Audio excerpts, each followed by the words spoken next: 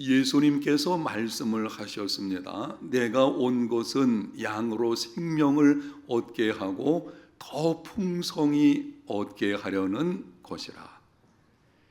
성자 하나님께서 인간의 몸을 입고 이 땅에 오신 것은 양으로 아버지 하나님께서 선택하신 자들의 죄를 대속하고 영생을 얻게 하시려는 것입니다. 그리고 나아가서 더 풍성한 영적 풍성한 삶을 주시려는 것입니다.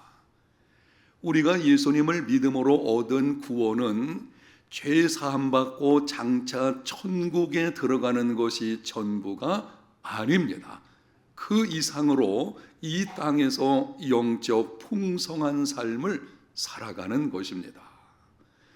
그런데 예수님을 믿는 사람이 죄를 짓고 그 죄를 해결하지 않으면 죄를 범했을 때에 예수 믿는 사람도 죄를 지을 수가 있죠. 그래서 반드시 그것을 하나님 앞에 가지고 가서 해결해야 되는데 해결하지 않고 여전히 그 죄 가운데 거하게 되면 영적 풍성한 삶을 누리지를 못하게 됩니다. 구원의 즐거움이 사라지게 됩니다. 하나님과의 관계가 멀어집니다. 기도 응답을 받지 못하게 됩니다. 우리 속에 있는 주님의 평안을 빼앗깁니다. 하나님의 징계하심으로 고통에 찾아오게 되어지고 영적 전쟁에서 패배의식 가운데서 뒤로 물러서게 됩니다. 우스꽝스러운 거 아니겠어요? 아니, 예수님께서 우리를 영적 풍성한 삶을 누리게 하시려고 자기 목숨까지 내어주셨는데 우리가 마땅히 그것을 누리며 살아야 할 것입니다. 그런데 누리지 못하게 되는 가장 큰 이유가 뭔가 하면 죄 때문입니다. 죄를 멀리하며 죄를 이기는 삶이 되시기를 축복합니다. 죄를 멀리하고 죄를 이기는 삶이 되려면 어떻게 해야 하겠습니까? 죄에 관해서 3주째 여러분에게 말씀을 드리고 있는데요, 3주 전에는 죄란 무엇인가를 말씀을 드렸고 지난주에는 죄를 짓지 말아야 하는 이유가 무엇인지를 말씀을 드렸고 오늘은 세 번째로 설교를 준비하면서 생각을 해보니 죄의 뿌리가 너무 깊어가지고 세상을 보게 되면 죄가 너무나 편만하고 깊은 가운데 있고 그것이 남의 문제가 아니고 우리들과 관련된 문제이거든요. 그래서 한 10주간 정도 말씀을 드리면 어떻겠나라고 하는 생각도 들기도 했지만 설교 시간에 계속 죄 얘기만 하면 혹시 여러분 가운데 불편할 수도 있을 것이고 오늘은 세 번째로 오늘까지만 죄의 문제를 죄가 무엇인지를 말씀을 드리게 되어질 것입니다. 죄를 멀리하고 이겨내려면 어떻게 해야 하는지를 세 가지로 정리해서 말씀을 드리겠습니다. 첫 번째, 그리스도인 나의 정체성을 분명하게 인식하라. 그리스도인이 죄를 이기는 삶이 되려고 하면 예수 믿는 내가 누구인지 자기 정체성을 분명히 알아야 합니다. 오늘 본문이 기록되어진 고린도 전서는 사도 바울이 고린도 교회에 보내는 서신입니다. 당시 고린도 교회 안에는 많은 문제들이 있었습니다. 파당 문제, 음행 문제, 송사 문제, 우상 제물의 문제, 은사와 관련된 문제, 부활 논쟁 등 교회답지 않은 교회였어요. 교회는 예수 믿는 성도들의 모임이니 고린도 교회에 속한 그 성도들의 믿음의 삶이 정말 그리스도인답지 않은 모습으로 나타났다고 하는 것입니다. 그러한 그들을 보고 바울이 책망하면서 오늘 본문에 이렇게 말씀을 합니다. 너희가 하나님의 성전인 것과 하나님의 성령이 너희 안에 계시는 것을 알지 못하느냐? 누구든지 하나님의 성전을 더럽히면 하나님이 그 사람을 멸하시리라. 하나님의 성전은 거룩하니 너희도 그러하니라. 무슨 말씀입니까? 예수님 믿는 너희들이 누군지를 분명히 알라는 것입니다. 너희들은 예수님을 믿음으로 너희들 속에 성령께서 계시는 하나님의 성전이 되었는데 어떻게 그러한 일을 행할 수 있냐고 하는 것입니다. 지금 너희들이 하는 행동들이 그리스도인의 정체성과 맞지 않다고 하는 것입니다. 고린도 교회 성도들이 잘못된 행동을 하게 된 것은 그리스도인으로서 자기 정체성을 알지 못하기 때문이었습니다. 신약 성경을 보게 되면 많은 서신들이 기록이 되어 있는데요. 그 서신들 가운데서도 고린도 전후서에 그리스도인의 정체성이 무엇인지를 가장 많이 언급을 합니다. 예를 든다고 하면 고린도전서 1장 2절, 고린도에 있는 하나님의 교회 곧 그리스도 예수 안에서 거룩하여지고 성도라 부르심을 받은 자들, 그리스도인 나는 그리스도 예수 안에서 거룩하여지고 성도라 부르심을 입은 자들입니다. 오늘 본문 고전 3장 16절, 너희는 너희가 하나님의 성전인 것과 하나님의 성령이 너희 안에 계시는 것을 알지 못하느냐. 그리스도인 나는 내 안에 성령께서 계신 하나님의 성전입니다. 그게 우리의 정체성입니다. 고린도후서 5장 17절, 그런즉 누구든지 그리스도 안에 있으면 새로운 피조물이라 이전 것은 지나갔으니 보라 새 것이 되었도다. 그리스도인 나는 새로운 피조물입니다.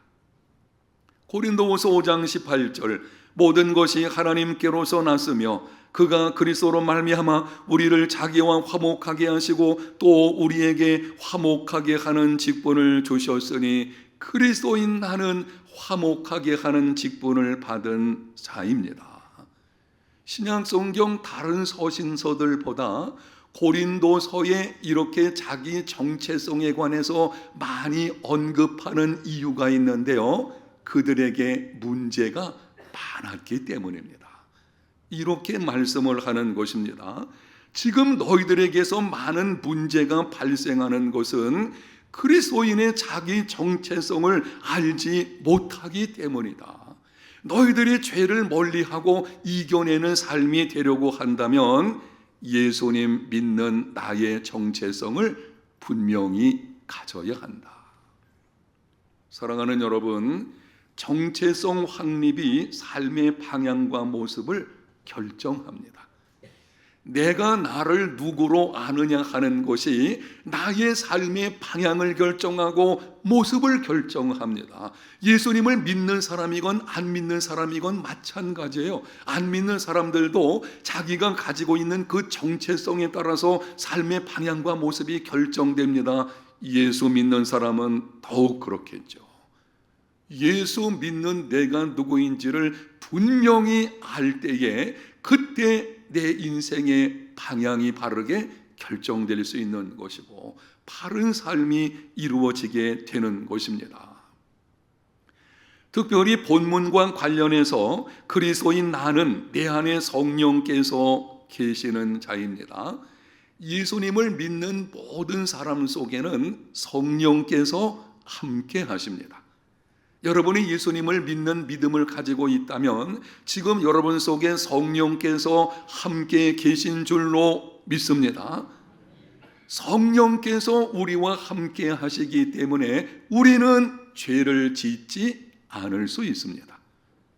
예수님 믿기 전에는 성령께서 함께 하지 않으시기 때문에 죄를 지을 수밖에 없었어요. 죄의 종이 돼가지고 죄에 끌려다니는 삶, 그게 예수 믿지 않는 사람들, 실상 우리가 예수 믿기 전에 그러한 존재들이었어요. 그러나 예수님 믿음으로 우리 속에 성령께서 계심으로 성령의 도우심으로 말미암아 이제는 죄를 짓지 않을 수 있는 존재가 된 것입니다. 예수 믿기 전과 예수 믿는 후는 전혀 다른 존재입니다. 새로운 피조물이 되었는데요, 믿기 전에는 죄를 지을 수밖에 없는 존재, 그러나 믿은 후에는 죄를 짓지 않을 수 있는 존재. 유명한 신학자 어거스틴이 이것을 잘 정리해서 말을 했습니다. 첫째, 타락전의 아담, 죄를 지을 수 있는 인간이었다. 하나님께서 인간을 만드실 때 자유의지를 주셨기 때문에 아담은 죄를 지을 수 있는 존재였고, 하나님께 불순종해서 선악을 알게 하는 나무 열매를 먹음으로 죄를 짓게 된 것이죠. 둘째, 타락 후의 아담, 죄를 짓지 않을 수 없는 상태가 되었다. 죄에 끌려다니는 존재가 되었다는 것인데 전적 타락인 것입니다.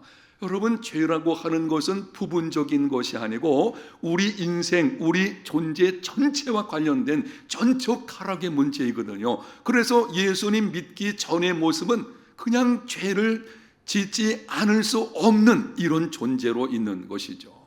세 번째, 예수 그리스도 안에서 구원을 얻은 자들, 죄를 짓지 않을 수 있는 상태입니다.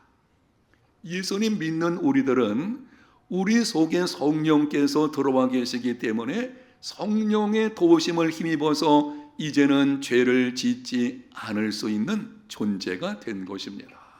네 번째, 장차 영화롭게 될 때 죄를 지을 수 없는 상태이다.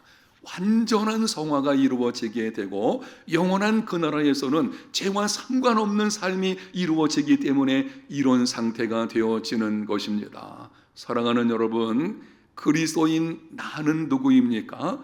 죄를 짓지 않을 수 있는 사람입니다. 죄의 유혹이 찾아올 때에 선포하십시오. 인생을 살다 보게 되면 여러 가지 죄의 유혹들이 찾아오게 될 것입니다. 그때에 이렇게 선포하십시오. 나는 내 안에 성령께서 계신 죄를 짓지 않을 수 있는 존재이다. 나는 이 죄를 반드시 이겨내리라. 아멘. 여러분, 분명하셔야 돼요. 예수 믿는 사람은요, 죄 짓고 나서 변명하면 안 돼요. 예수 믿지 않는 사람들은 어쩔 수 없이 그거 통할 수 있어요. 성령께서 그들 속에 없으니까. 그러나 예수 믿는 사람은 성령이 계심으로 죄를 짓지 않을 수 있는 존재가 된 것이거든요. 그러므로 우리는 어떤 죄의 문제가 다가왔을 때 그것을 이겨낼 수 있다고 하는 것입니다. 이 분명한 자기 정체성을 알고 죄를 이겨내는 믿음의 삶이 되시기를 축복합니다. 두 번째, 하나님의 말씀을 마음에 두라. 시편 119편 11절에 시편 기자가 이렇게 노래합니다. 내가 주께 범죄하지 아니하려 하여 주의 말씀을 내 마음에 두었나이다. 죄를 이기려면 어떻게 해야 하는지 분명하게 말씀합니다. 주의 말씀을 내 마음에 두었나이다. 하나님의 말씀을 내 마음에 두게 되면 그 말씀의 능력으로 죄를 멀리하고 죄를 이기는 삶을 살아내게 됩니다.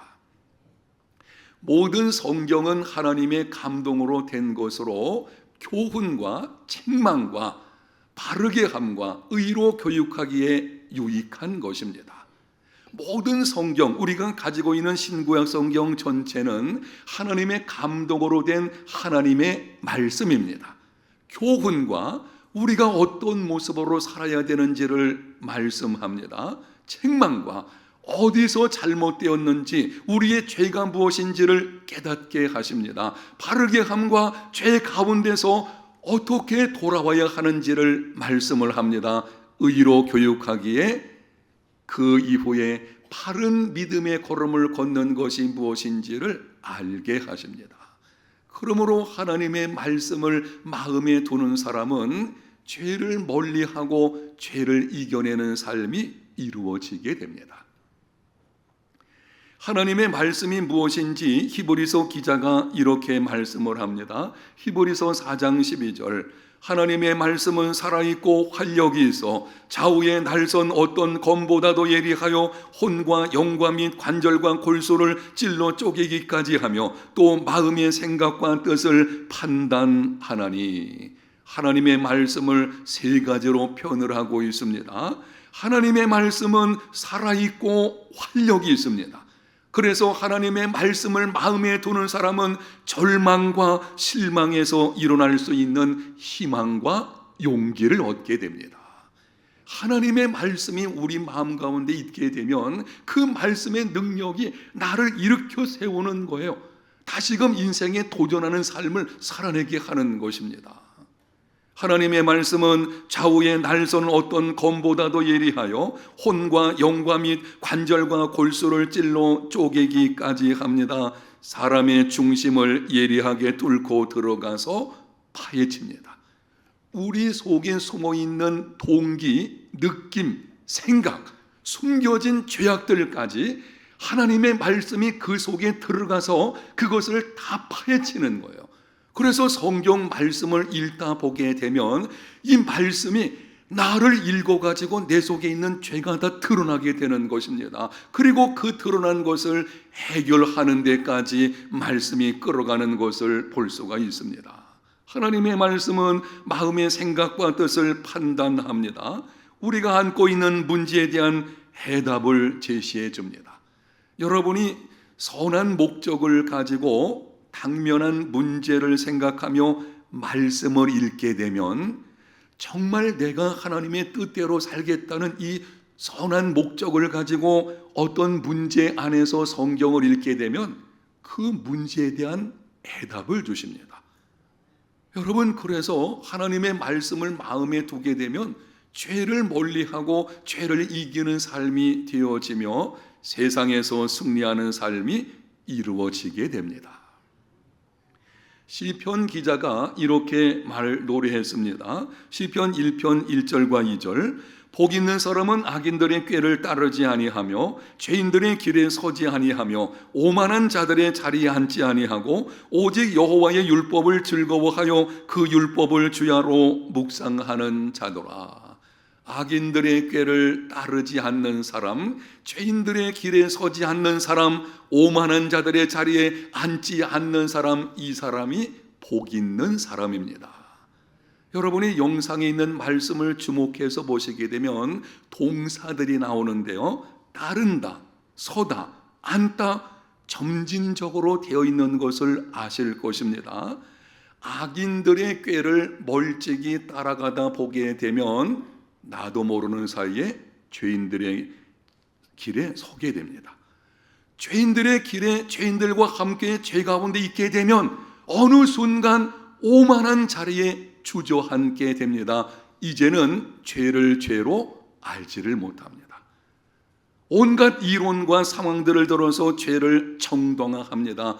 이게 지금 우리가 보고 있는 세상의 모습이 아닌가요? 인권, 성향, 이런 것을 가지고 분명히 죄인데 그것을 덮으려고 하는 거예요. 마치 죄를 드러내는 것이 용기 있는 것처럼 포장되어지는, 이게 지금 세상의 모습인 것입니다. 그런데 이런 세상의 풍조들이 교회 안으로 조금씩 흘러 들어오는 게 이게 기막힌 일이죠. 불행한 인생이 되는 것입니다.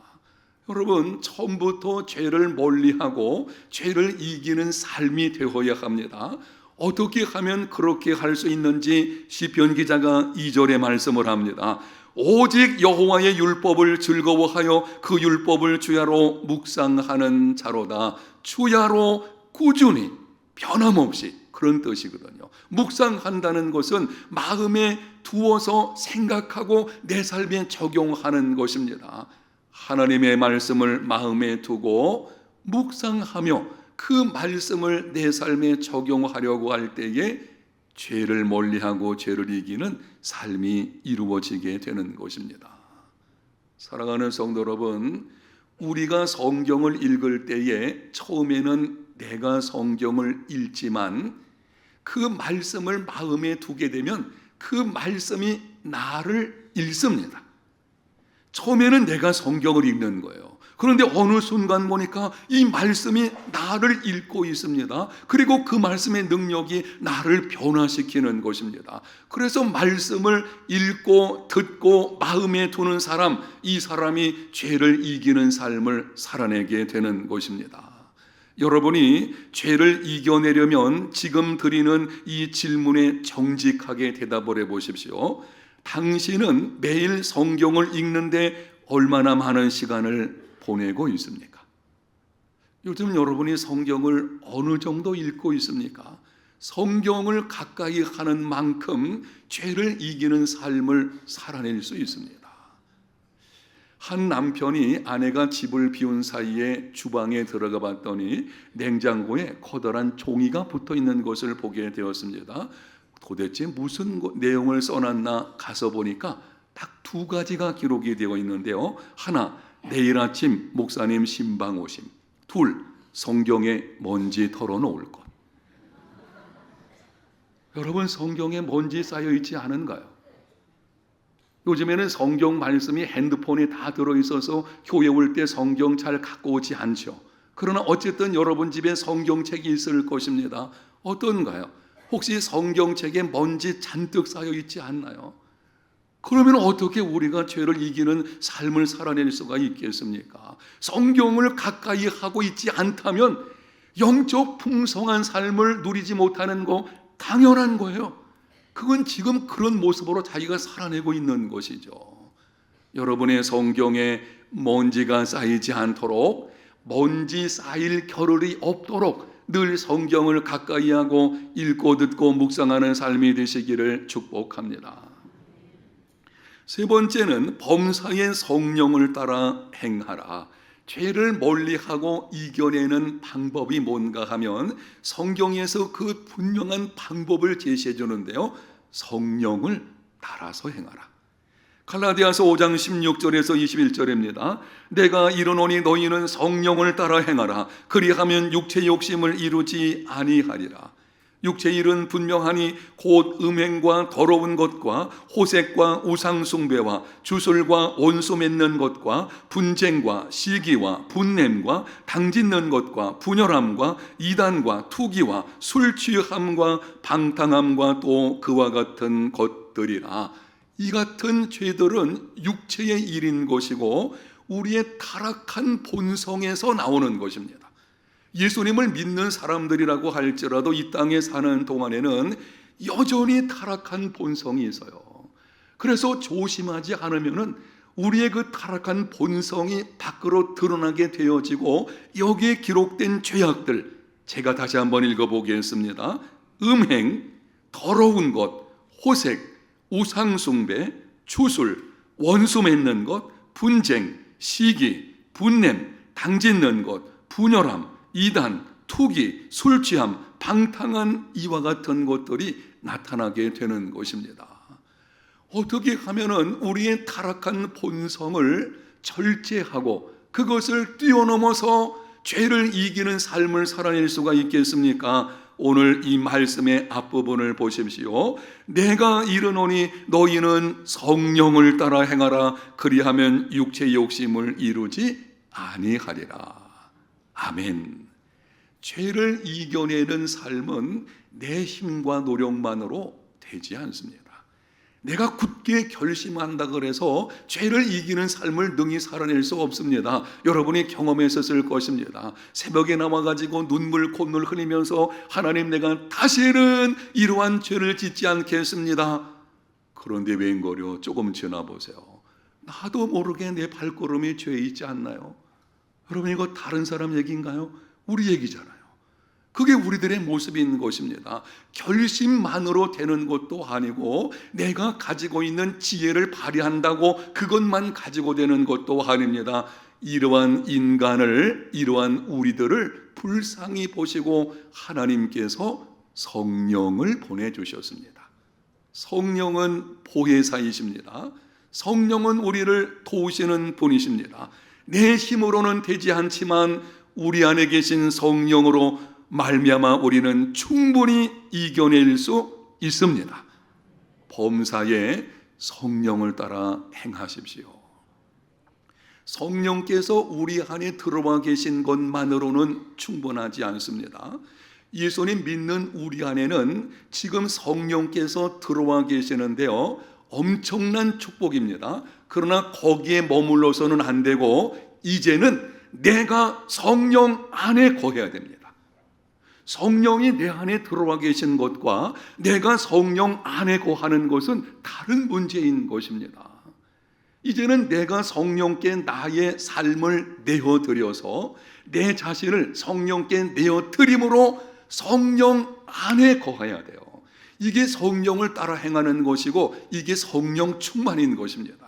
성령 충만은 다른 것이 아니에요. 내가 성령께 나의 삶을 내어드림으로 성령 안에 거하는, 성령의 인도하심을 따라 살아가는, 이게 성령 충만한 삶인 것이고, 바로 그때에 죄를 멀리하고 이겨내는 삶이 진정으로 이루어지게 되는 것입니다.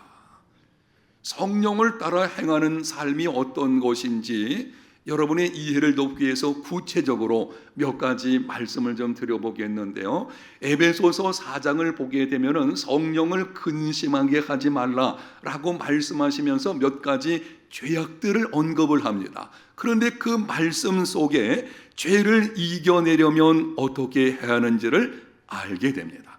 에베소서 4장 25절, 그런즉 거짓을 버리고 각각 그 이웃과 더불어 참된 것을 말하라.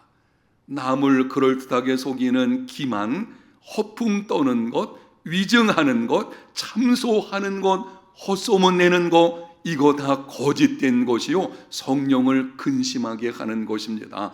이러한 죄로부터 벗어나서 이기는 삶이 되려면 어떻게 해야 하겠습니까? 내가 이제부터는 거짓을 버려야 되겠다 결심해야 되지만 그것만으로 충분하지 않습니다. 그 다음에 이렇게 말씀을 하시고 있어요. 거짓을 버리고 각각 그 이웃과 더불어 참된 것을 말하라. 거짓을 버리는 것으로 끝나는 것이 아니라 그 이상으로 이제는 이웃과 더불어 참된 말하기를 힘쓰는 삶이 되어야 합니다. 방향이 바뀐 거예요. 성령을 따라 행하는 것은 내가 이제부터는 거짓되게 행동하지 말아야지, 그것이 분명히 전제가 되어 있긴 하지만 거기 머물러 있지 않는 것입니다. 이제는 실제 삶 속에서 이웃과 참된 말을 하는 거예요. 이웃과 참된 말하는 습관이 생기게 되면 거짓 행하는 습관은 자연히 해결되는 것입니다. 이게 성령을 따라 행하는 것입니다. 에베소서 4장 28절, 도둑질하는 자는 다시 도둑질하지 말고 돌이켜 가난한 자에게 구제할 수 있도록 자기 손으로 수고하여 선한 일을 하라. 도둑질하는 것, 성령을 근심하게 하는 것입니다. 여러분, 하나님의 것 도둑질하지 마십시오. 하나님께 돌려야 하는 영광을 내가 가로채려고 하지 마십시오. 이웃의 것도 도둑질하지 마십시오. 여러분이 직장 생활한다면 직장에서 근무할 때에 태만하고 게을러 가지고 시간 때우고, 이게 다 도둑질하는 것과 같은 것입니다. 여러분이 사업을 하신다면 임금을 정당하게 지급하십시오. 정당한 임금을 지불하지 않는 것, 이것도 그 사람이 받을 몫을 내가 도둑질하는 것입니다. 어쨌든 이 도둑질하는 것은 성령을 근심하게 하는 것인데, 우리는 거기서 벗어나서 이제는 믿음의 걸음을 걸어가야 될 것입니다. 어떻게 하면 좋겠습니까? 여기 말씀을 보십시오. 돌이켜 가난한 자에게 구제할 수 있도록 자기 손으로 수고하여 선한 일을 하라. 이제부터는 내가 도둑질하지 말아야지 결심이 있어야 합니다. 그런데 그것만으로 충분하지 않습니다. 삶의 방향을 바꾸십시오. 지금까지는 내가 남의 것을 도둑질하는 것이 있었다면 이제는 내가 수고해서 돈을 벌어가지고 다른 사람에게 선한 일을 행하는, 그렇게 행하는 것이 성령을 따라 행하는 것이고요. 그때 진정으로 죄를 이기는 삶이 이루어지게 될 것입니다. 에베소서 4장 29절, 무릇 더러운 말은 너 입 밖에도 내지 말고 오직 덕을 세우는 데 소용되는 대로 선한 말을 하여 듣는 자들에게 은혜를 끼치게 하라. 더러운 말, 상처 주는 말, 상스러운 말, 뒷말하는 것, 음담패설, 성령을 근심하게 하는 죄입니다. 가끔 예수 믿는 사람들 가운데서도 좀 분위기를 바꿔보겠다고 약간 음란패설 이런 걸 하는 경우가 있는데요, 이거 성령 근심하게 하는 것입니다. 어떻게 성령을 모신 사람이 그런 더러운 말을 할 수가 있겠나요? 더러운 말은 입 밖에도 내지 말아야 하는데 어떻게 하면 좋겠습니까? 내가 이제는 더러운 말을 절대 하지 않겠다 결심이 필요합니다. 그런데 그것만으로 충분하지 않습니다. 여기 말씀을 보겠습니다. 오직 덕을 세우는 데 소용되는 대로 선한 말을 하여 듣는 자들에게 은혜를 끼치게 하라. 더러운 말을 하지 않는 삶이 아니고 나아가서 선한 말을 해가지고 다른 사람에게 은혜를 끼치는 말, 덕을 세우는 말하기를 힘쓰는 믿음의 걸음이 되시기를 축복합니다. 그것이 성령을 따라 행하는 거예요. 그때 진정 죄를 이기는 삶이 이루어지게 되는 것입니다. 사랑하는 여러분, 이제는 우리가 소극적인 삶에서 적극적인 삶의 자세로 방향을 좀 바꿔야 되겠는데요. 성령을 따라 행하게 되면 이 삶이 우리 가운데서 이루어지게 되는 것입니다. 범사의 성령을 따라 행함으로 죄를 멀리하고 이겨내므로 예수님 믿음으로 이미 우리가 받은 구원의 축복들, 그 축복들을 마음껏 누리며 살아갈 수 있는 저와 여러분 우리 모두가 다 되시기를 예수님 이름으로 축복합니다. 하나님 감사합니다. 오늘 말씀을 통해서 죄를 이겨내는 삶에 관해서 듣게 하셨사오니 성령님 도와주심으로 이제부터는 죄를 멀리하고 이겨내는 중에 이미 받은 구원의 복들을 누리며 살아가는 영적 풍성함을 누리는 우리 모든 성도들 다 되게 하여 주시옵소서. 은혜를 감사하는 마음으로 정성껏 준비한 헌금을 드립니다. 드리는 손길들마다 기억하시고 복을 주시되 경제적인 문제로 인해서 어렵지 않게 도와주시고 이 헌금이 쓰여지는 곳에 하나님의 기쁨, 하나님의 영광만, 하나님의 뜻대로 이루어지는 일만 있게 해 주옵소서. 예수님 이름으로 기도합니다. 아멘.